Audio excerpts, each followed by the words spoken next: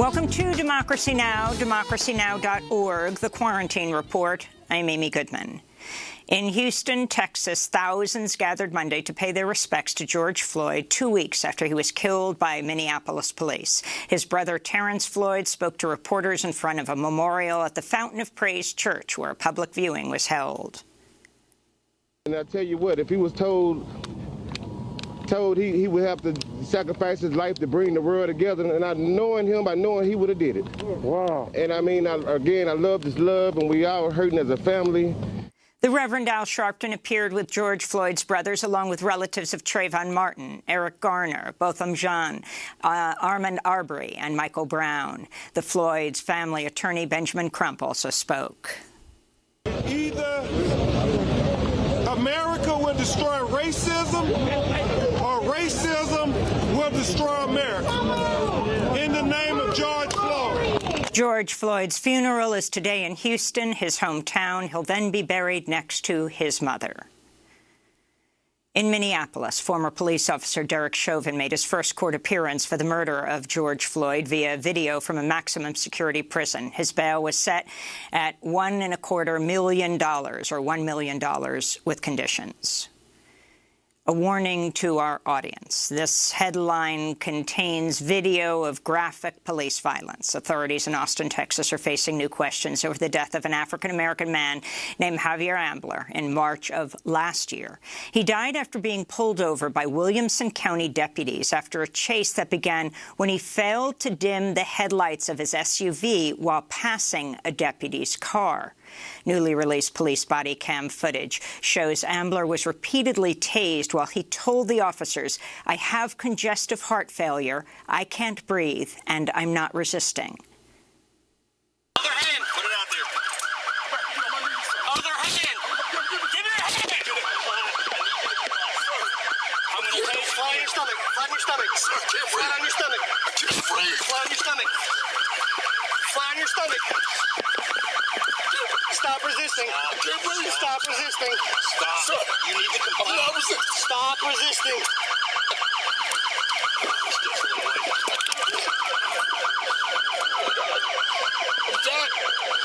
Details about Amber's death are only coming to light now after the Austin American-Statesman successfully forced the release of the police body cam footage and internal reports about the killing.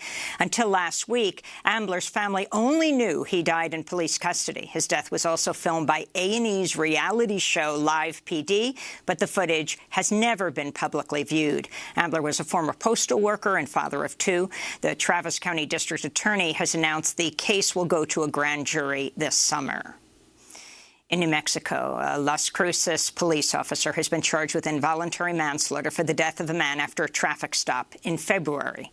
The officer, Christopher Smelser, remains free on bail. He's accused of killing Antonio Valenzuela by placing him in a neck restraint. Smelser is heard on a newly released lapel video telling Valenzuela, quote, "I'm going to expletive choke you out, bro."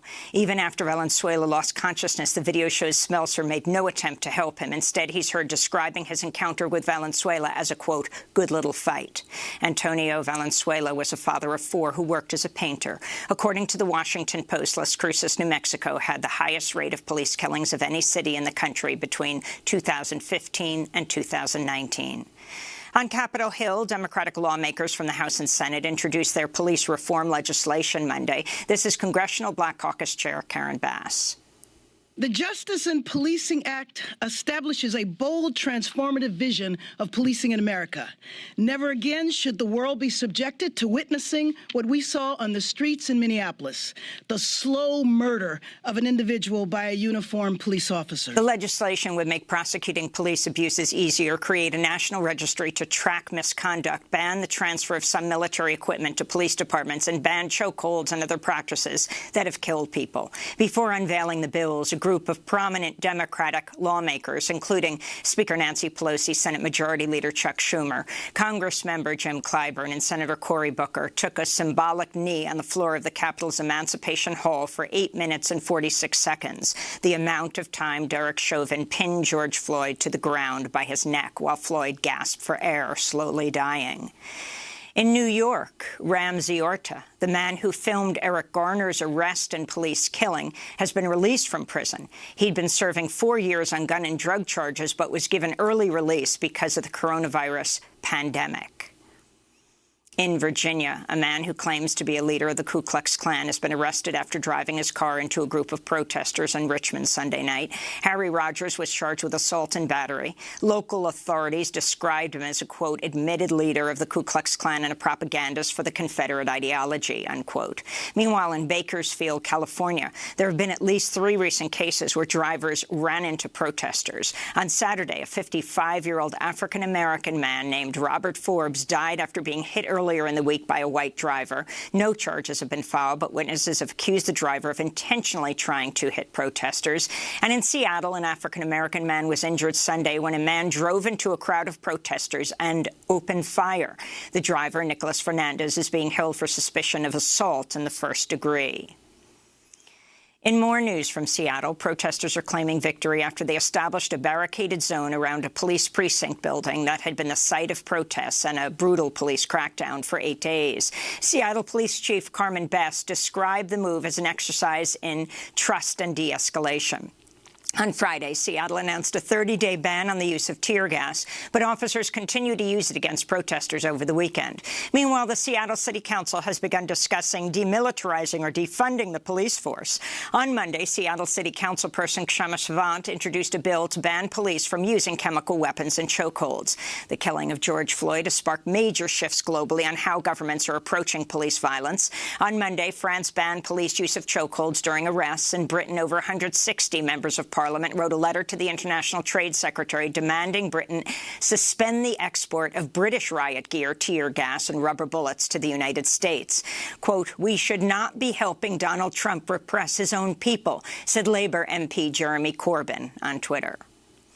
While calls to defund the police are growing in the United States, Joe Biden has come out against the policy. On Monday, a spokesperson for his campaign said Biden, quote, does not believe police should be defunded. Meanwhile, Joe Biden traveled to Houston Monday to meet with the family of George Floyd. They met for about an hour.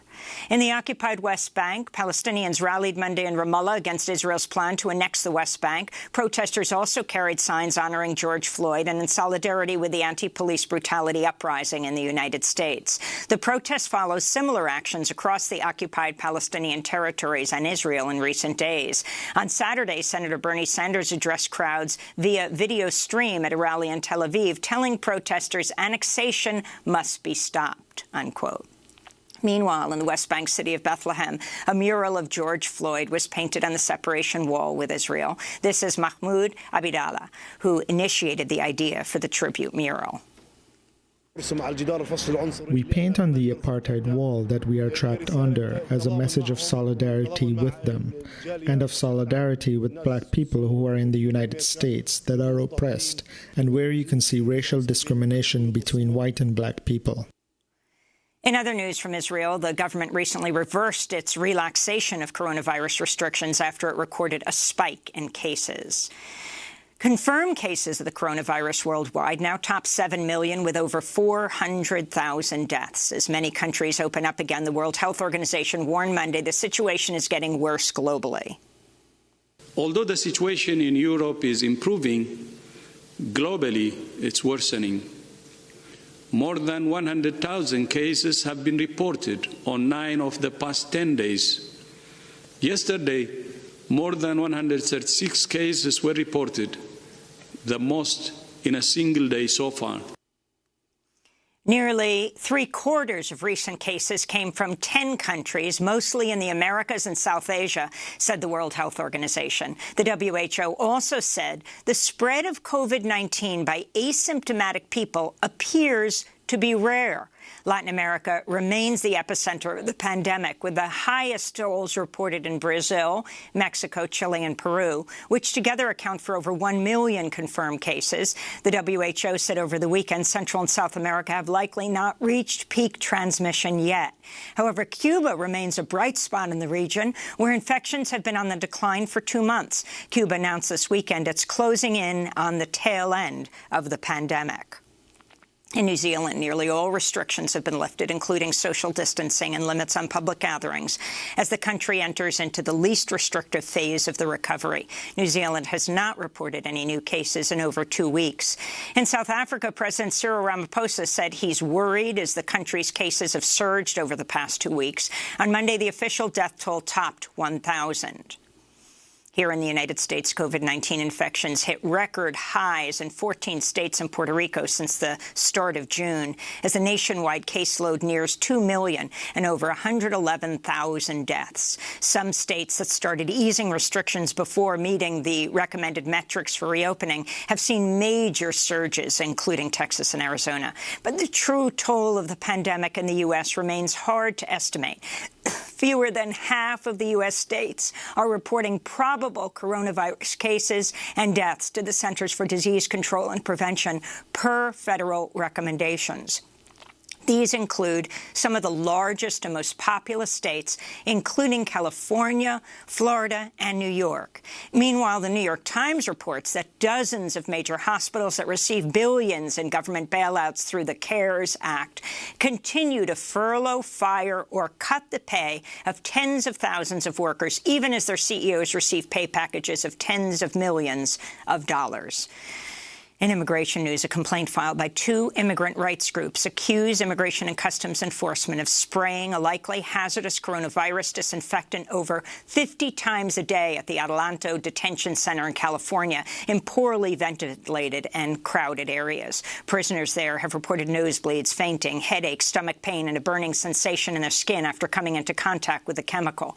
In related news, at least one asylum seeker held at ICE's Port Isabel detention facility in South Texas has entered his second week on hunger strike to protest squalid conditions and lack of protection against COVID-19. In Spain, a former Salvadoran army colonel appeared in a Madrid court Monday to face trial 30 years after he allegedly orchestrated the 1989 murders of 6 Jesuit priests, their housekeeper and her daughter, in El Salvador. 5 of the victims were Spanish nationals. Innocente Orlando Montano served as El Salvador's security minister and is accused of ordering the attack that was carried out by a U.S.-trained counterinsurgency force. Montano lived in the United States for 16 years and was extradited to Madrid in 2017.